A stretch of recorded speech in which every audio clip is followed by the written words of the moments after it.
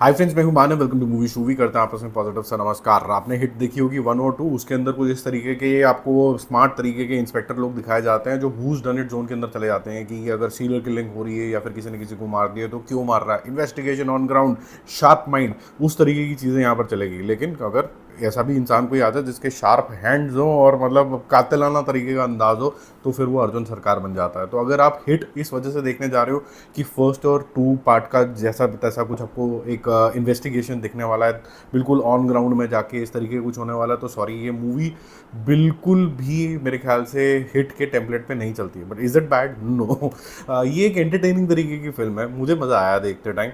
कुछ इसकी down side भी हैं बट लार्जली मेरे ख्याल से ये एंटरटेन करेगी। पहले तो जो नानी ने जिस तरीके की इसमें एक्टिंग करी है, जिस कन्विंसिंग तरीके से करी है, वो बहुत ही ज़्यादा शानदार है। मैं हमेशा बोलता हूँ कि अगर एक अच्छा एक्टर है और उसके एक्सप्रेशंस बहुत ज़्यादा सॉलिड हैं, चाहे वो इमोशनल सीन्स हों, चाहे फिर वो लवी डबी सीन्स हों, किसी भी तरीके के सीन्स हों, जब वो एक्शन भी करेगा तो उसको समझने की कोशिश करेगा कि ये मैं एक्शन क्यों कर रहा हूँ और इसके पीछे की इंटेंसिटी क्या है और मुझे क्या एक्सप्रेशन लाना चाहिए। वो नानी का जो ट्रांसफॉर्मेशन है दसरा के बाद, वो यहाँ पर दिख रहा है। कहानी कुछ इस तरीके से शुरू होती है कि भाई साहब को भेजा जाता है कश्मीर, और उससे ये थोड़ा बैकवर्ड आगे पीछे चलती है। स्टार्टिंग में तो ये जेल में होते हैं और कैमियोज वैमियोज भी होते हैं, वो सब छोड़ो।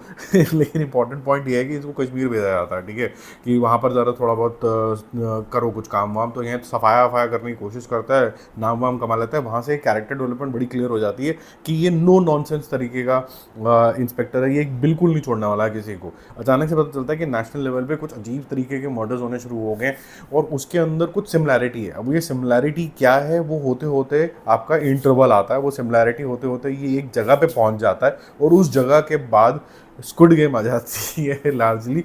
और वो स्क्विड गेम का जो पर्पस है वो सामने आता है और वो फिर आप धीरे धीरे आप देखते हो कि किस तरीके से ये मारम धड़ाई और ये किस तरीके से ये दिखाने की कोशिश करता है कि he is not into the game, but वहाँ पर सब कुछ ये ख़त्म करने की कोशिश करता है। अब देखो, हाई पॉइंट्स तो मैंने आपको इसके बता दिए, हीरोइज्म से भरी हुई है। और सेकेंड हाफ एक्चुअली में लास्ट के 20-25 मिनट तो सिर्फ ही एक्शन है और ताबड़तोड़ तरीके का एक्शन है, काट फटाई सब कुछ जो भी आप सोच सकते हो उस तरीके की चीज़ें हैं। लेकिन मुझे ऐसा लगता है कि कहीं ना कहीं एक तो हिट का जो ओरिजिनल कोर था वो कहीं ना कहीं डिस्टर्ब हुआ है इसके अंदर।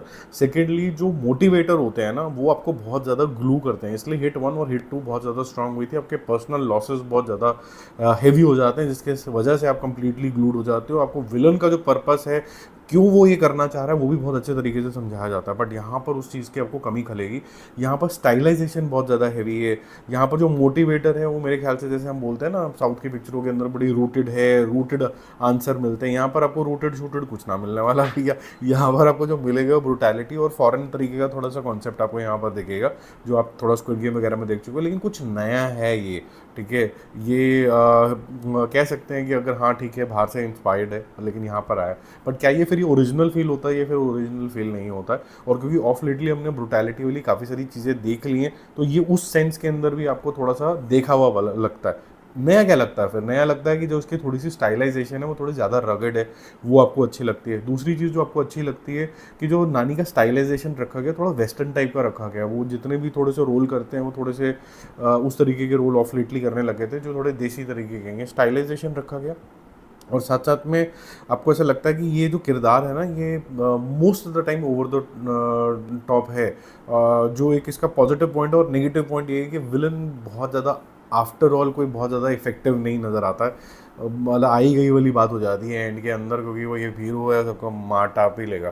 कुछ कुछ सीन्स काफ़ी ज़्यादा इफेक्टिव तरीके से करे गए हैं और उसके अंदर मैं बोलूँगा स्टोरी से ज़्यादा नानी की एक्टिंग ज़्यादा प्रभावित करती है कि वो न्यूनेस क्या ला सकते हैं। एक्चुअली में हर एक फ्रेम के अंदर ऑलमोस्ट नानी है और बाकी सारे जो हैं वो बस कहने के लिए हैं और कुछ कुछ करते रहते हैं। ऑलमोस्ट हर फ्रेम के अंदर नानी है, तो मेरे ख्याल से सबसे ज़्यादा मेहनत उन्हीं ने करी है। ये जो मूवी है, मैं ये नहीं बोलूँगा कि बहुत आउट ऑफ द वर्ल्ड है, लेकिन अगर आपको डिशुम डिशुम वाली पिक्चरें पसंद हैं, उस तरीके की चीज़ें आपको पसंद आती हैं, कुछ आपने इंटरनेशनल शोज़ वगैरह थोड़े से कम देखे हुए हैं और आप ज़्यादातर तेलुगु मूवीज़ देखते हो, या फिर आप हिंदी मूवीज़ जो हैं वो मारम कटाई वाली नहीं देखा करते थे, आपको देखने का नया नया शौक चढ़ा है after animal and all of that, तो ये सारे आप चेकआउट कर सकते हो। बहुत ज़्यादा स्ट्रॉन्ग मोटिवेटर्स नहीं है इसके अंदर, वो मत एक्सपेक्ट करना। बट स्टाइलाइजेशन, एक नया प्रेजेंटेशन ऑफ नानी आपको शायद प्रभावित करेगा।